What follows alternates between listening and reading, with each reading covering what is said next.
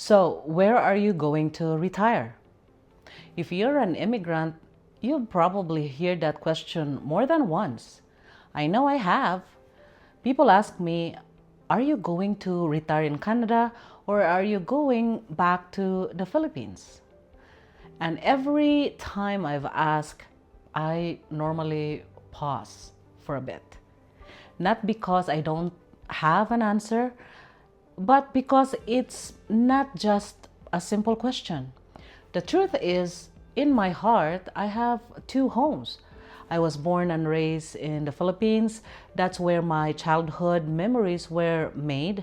It's where I went to school, to university, and even started working before I moved to Canada.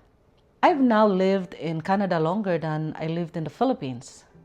This is where my husband and I raised our family. This is where my children call home. So now, do you choose between the place that raised you and the place where you built your life? I've realized that maybe you don't have to. When I think about growing up in the Philippines, I don't think about the tourist destinations or the really famous landmarks. I think about the ordinary days. I remember walking outside our house and always seeing people when I was young. Neighbors chatting, family dropping by without calling first. Somehow, there was always someone to talk to. Life felt really slow. We weren't a wealthy family, we had enough, but not much more than that. My parents worked hard to provide for us, and looking back, I appreciate everything they've sacrificed. But here's what I remember most. I don't remember feeling we were missing something. People didn't seem to measure happiness by how much they owned. They measured it by their family, friendships, laughter, and just being together.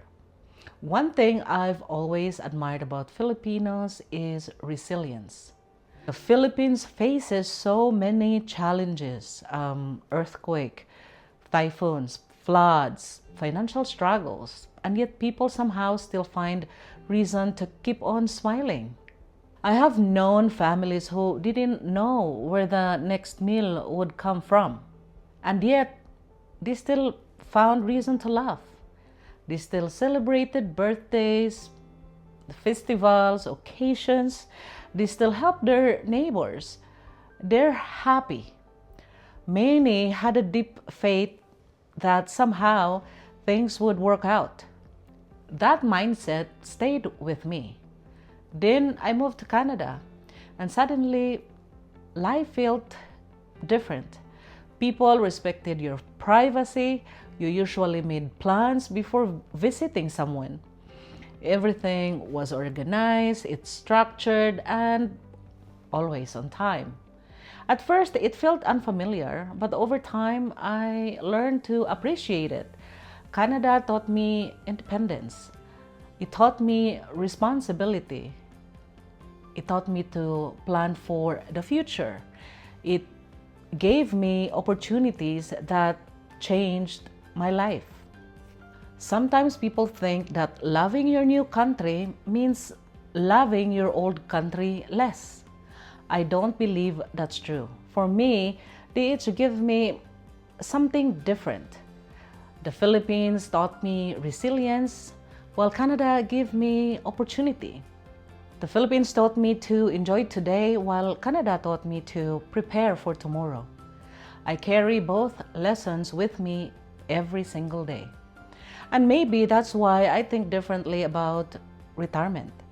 People often assume retirement is about reaching a certain age. I don't see it that way. To me, retirement is about having choices, the choice to spend more time with family, the choice to slow down, the choice to wake up and decide how you want to spend your day. And yes, the choice of where you want to live.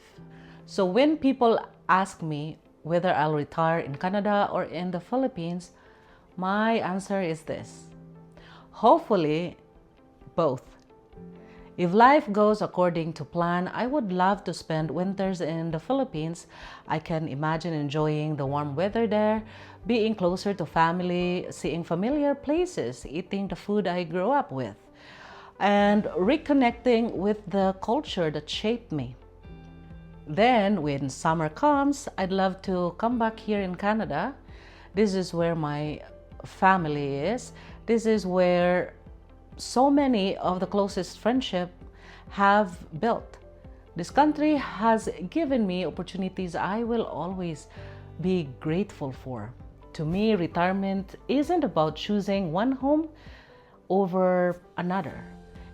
It's about having the freedom to enjoy both, and that's one of the biggest reasons I'm so passionate about retirement planning.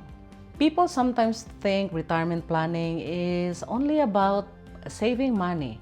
Of course, money matters. Of course, it's important. But I think it's really about creating options, because when you have options, you get to design a life that fits you. Maybe that means retiring early. Maybe it means working part-time because you enjoy working, or you would like to be active. Maybe it means traveling more, or maybe, like me, it means spending part of the year in one country and part in another. That's the kind of freedom I'm working toward. Will my plan change? Maybe. Life has a way of surprising us. But today, that's the picture I have in my mind. Not leaving one country behind, not choosing one over other, but appreciating both. Sometimes I think being an immigrant is a special kind of gift. Your heart grows bigger. You learn that home isn't always just one place.